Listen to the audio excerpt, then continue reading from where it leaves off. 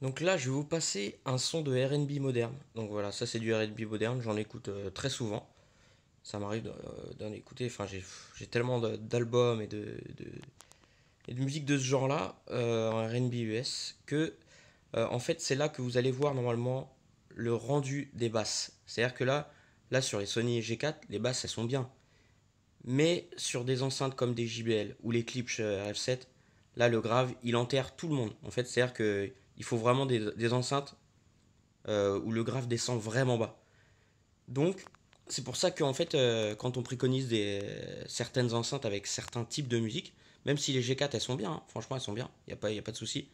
Mais sur cette, par exemple sur ce style de musique que moi j'écoute, enfin y a même pas photo quoi. C'est le grave, il est saisissant.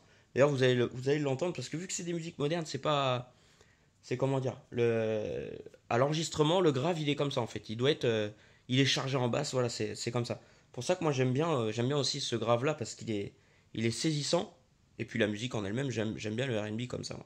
Donc je vous fais écouter.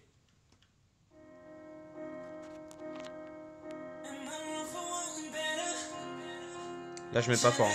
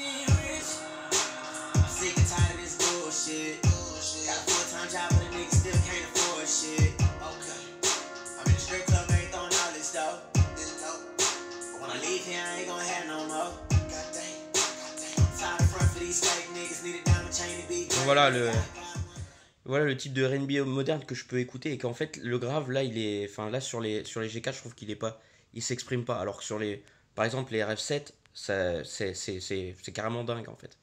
Même sur les TI 5000, sur les Kappa 100, sur les JBL 240 Ti. Là en fait c'est là que le grave abyssal comme on dit, c'est là qu'il s'exprime. Là sur les G4 y a pas. On peut le mettre sur les Magnat Transpulse 1500, il sera peut-être même encore moins que les G4.